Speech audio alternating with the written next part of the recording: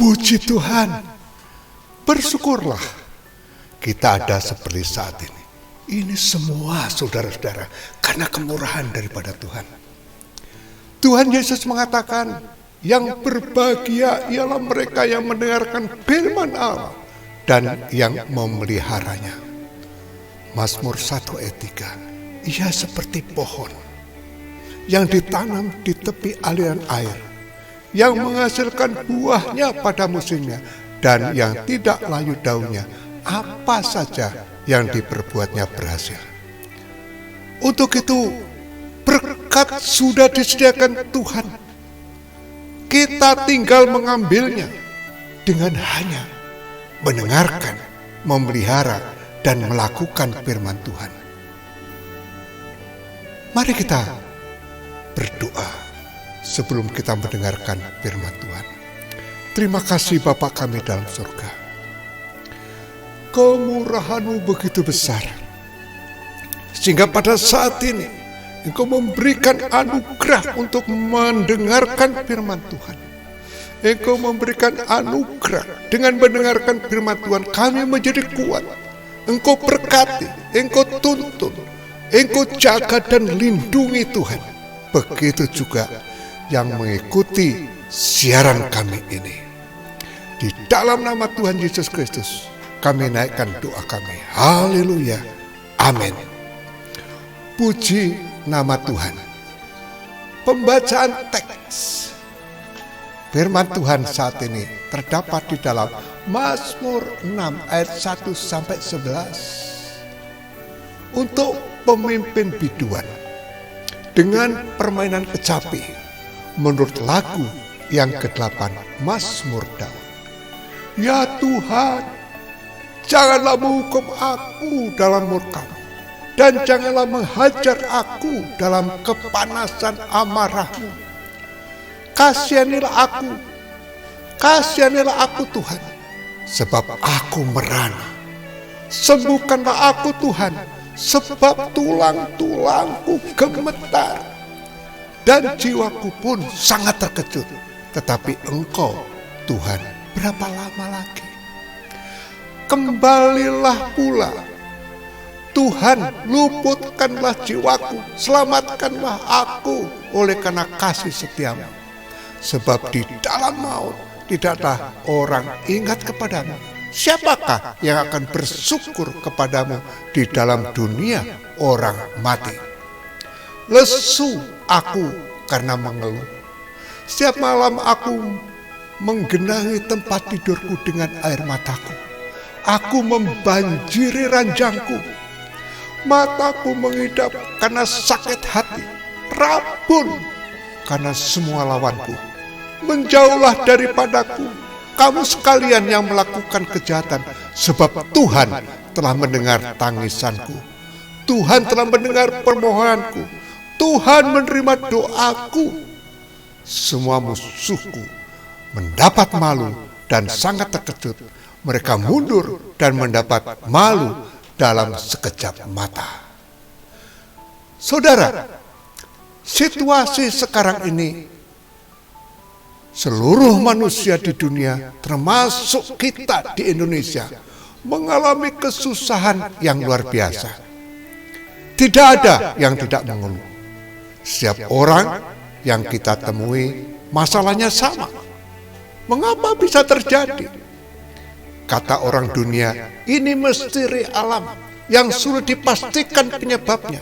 Sulit untuk diprediksi. Situasi yang sulit dan memprihatinkan. Untuk itu jangan ada yang menyalahkan dan saling menyalahkan. Tidak ada yang disalahkan. Ini masalah bersama. Untuk itu kita hadapi dan tanggulangi bersama. Hari ini sama dengan yang dialami dan diungkapkan pemazmur dengan bangsanya di dalam Mazmur 6 ayat 1 sampai ke 11. Ungkapan pemazmur menggambarkan apa yang dialami dan dirasakan secara konkret dan tidak ditutupi lagi.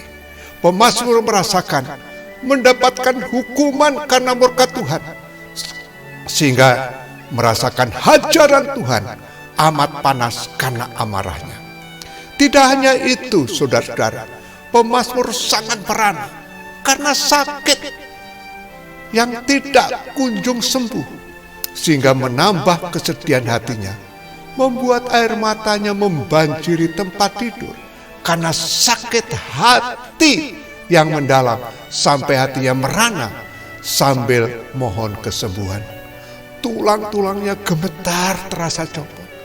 Pemazmur mohon belas kasihan, tubuhnya lesu tak berdaya, badannya lunglai tak bertenaga, tiada semangat lagi.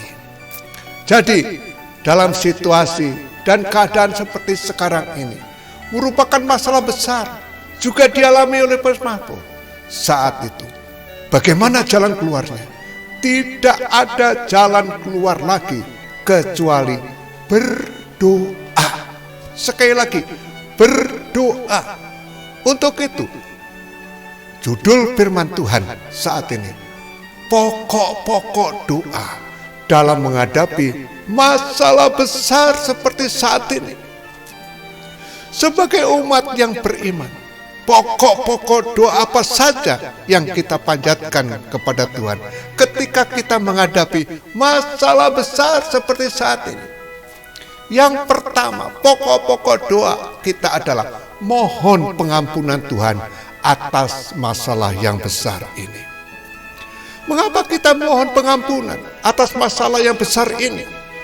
Pemazmur mengatakan di ayat 2, "Ya Tuhan, janganlah menghukum aku di dalam murka-Mu, dan janganlah mengajar aku dalam yang saat ini kami rasakan." Dalam doanya pemazmur merasakan ada penghukuman. Oleh sebab itu dalam doanya mohon agar jangan menghukum dan mengajar ketika Tuhan murka. Peristiwa yang tiba-tiba tidak ada yang bisa memprediksi. Tiba-tiba Tuhan mengizinkan wabah yang menghancurkan dunia. Tuhan kelihatan murka karena umat manusia meninggalkannya. Tuhan menegur melalui firman-Nya, tapi selalu umatnya meninggalkan Tuhan dengan perbuatan yang menyakitkan hati Tuhan. Di sini umatnya perlu mohon pengampunan. Ada pepatah yang mengatakan, keledai saja tidak jatuh ke lubang yang sama. Namun kenyataannya banyak manusia lebih bodoh daripada keledai. Karena manusia suka mengulangi kesalahan yang sama. Dia tidak merasa bersalah, sebab berpikir seakan-akan Tuhan bisa dibujuk atau berkompromi terhadap dosa atau kesalahan yang dilakukan. Seakan-akan Tuhan diharapkan untuk memaafkan kesalahan yang sudah lalu tanpa mempersoalkan perubahan dirinya sendiri. Tuhan dibayangkan seperti berkata, tidak apa-apa, ya, tidak apa-apa, lakukan saja kesalahan. Aku bersedia mengampuni, dosa bukanlah masalah. Tidak demikian, saudara-saudara. Dengan orang beriman yang dewasa tidak demikian. Orang beriman yang dewasa memohon ampun kepada Tuhan, disertai dengan komitmen untuk tidak melakukan kesalahannya yang sama lagi.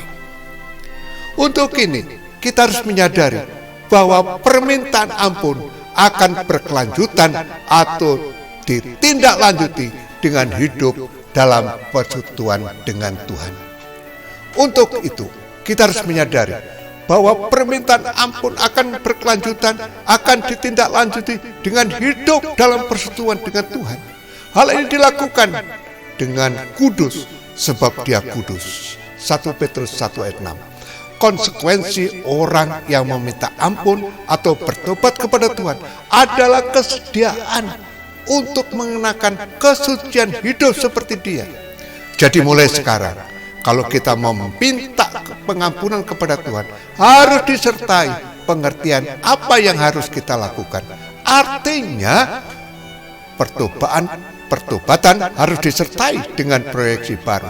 Bagaimana kita mengarahkan diri untuk memiliki perilaku yang sesuai dengan kehendak Tuhan. Ini semua bertujuan agar kita tidak lagi melukai hatinya. Pertobatan sejati adalah pertobatan yang disertai dengan perubahan konkret. Dari melukai hati Tuhan menjadi menyukakan hati Tuhan. Jika ini kita lakukan, Tuhan mengampuni dan masalah besar yang kita hadapi akan berlalu. Saudara, saat ini kita berada di gereja virtual Gabriel. Pokok-pokok doa apa saja yang kita panjatkan kepada Tuhan ketika kita menghadapi masalah besar? Yang kedua adalah mohon belas kasih atas masalah besar ini. Mengapa pemazmur mohon belas kasihan?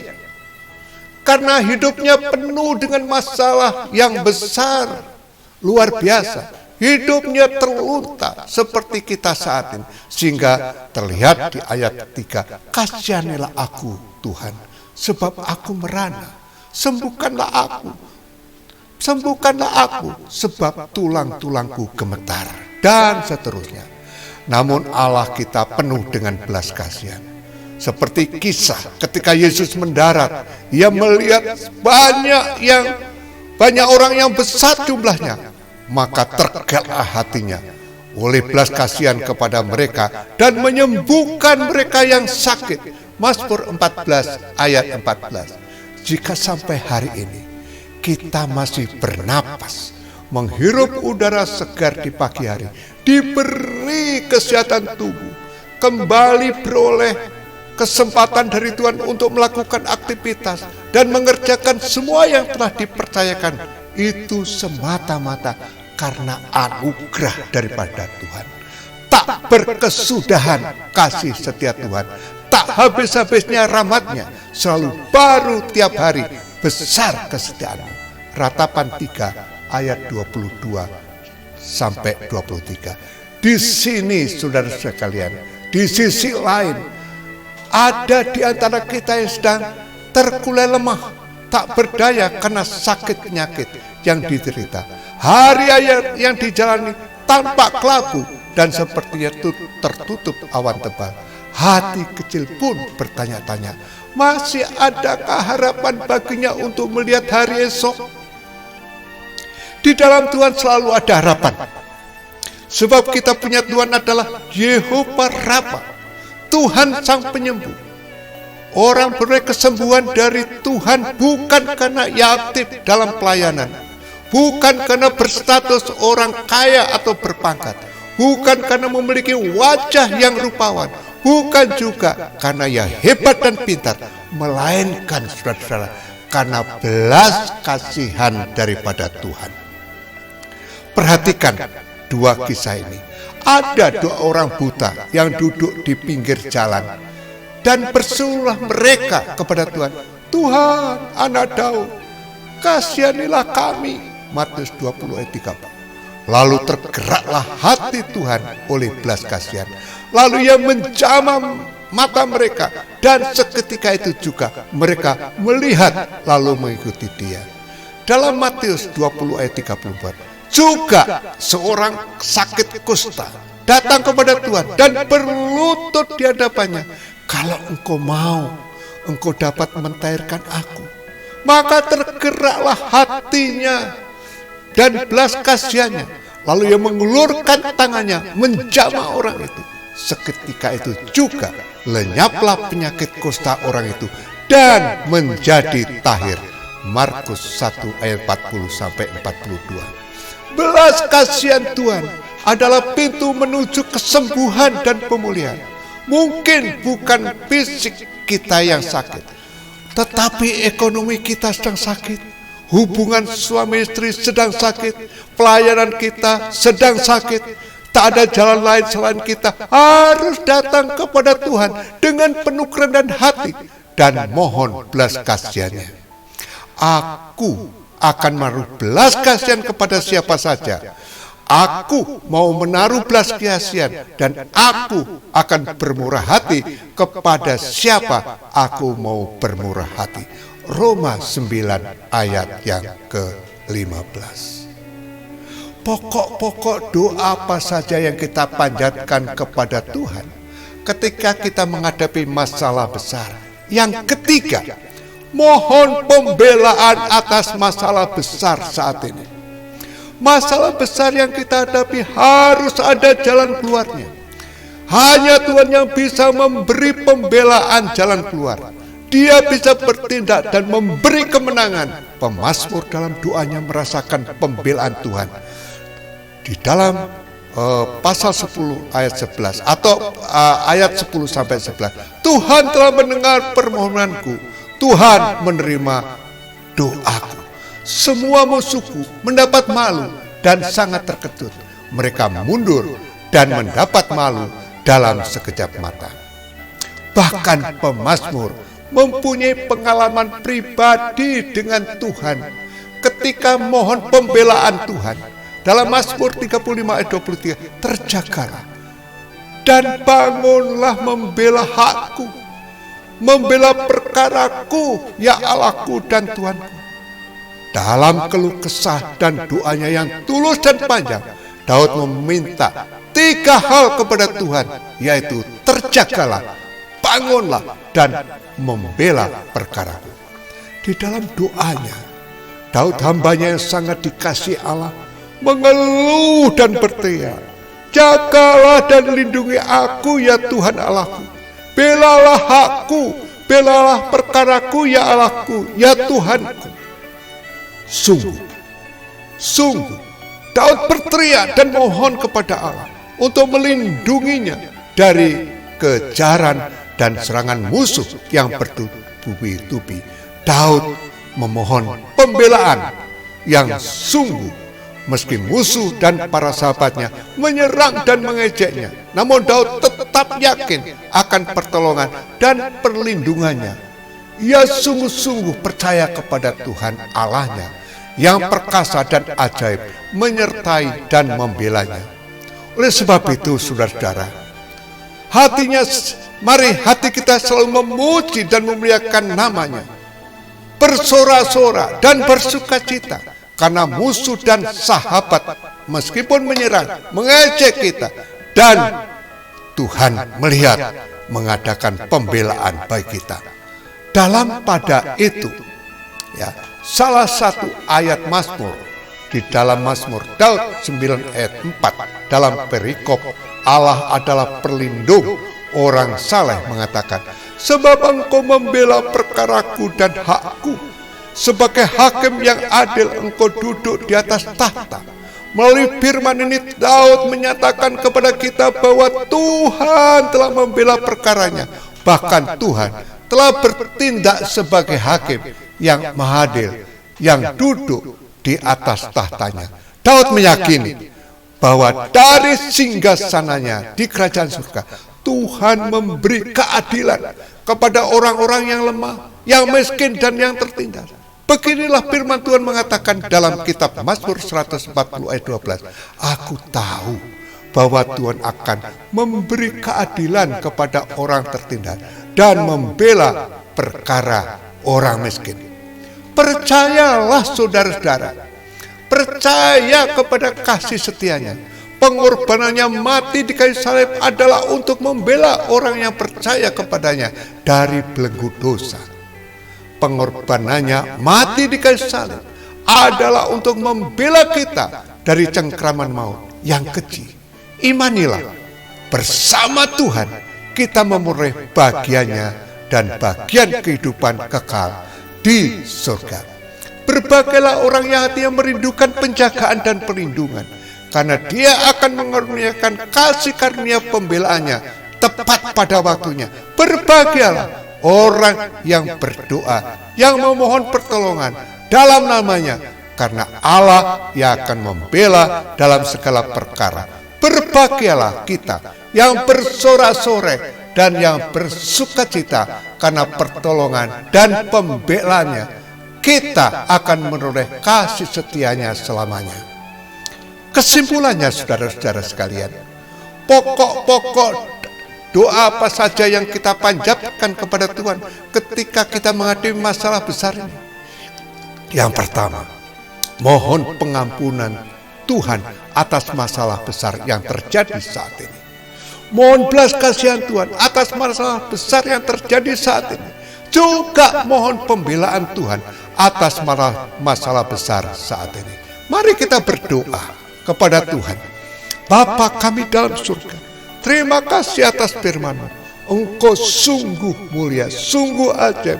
Engkau sudah memberikan firman supaya kami menaikkan doa-doa apa saja ya kepada Tuhan, yaitu doa-doa untuk menghadapi masalah-masalah besar Tuhan. Di dalam menghadapi masalah besar kami dan bangsa kami, Engkau selalu menolongnya, memberikan kekuatan, memberikan jalan keluar. Berkati anak-anak-Mu yang sudah mendengarkan firman Tuhan ini. Terima kasih. Dalam nama Tuhan Yesus Kristus, berkati anak-anak-Mu semuanya. Saudara, melalui gereja virtual Gabriel, Tuhan Yesus Kristus memberkati kita yang dengan yakin mendengar dan melakukan firman-Nya. Yakinlah, pasti Tuhan tolong. Amin.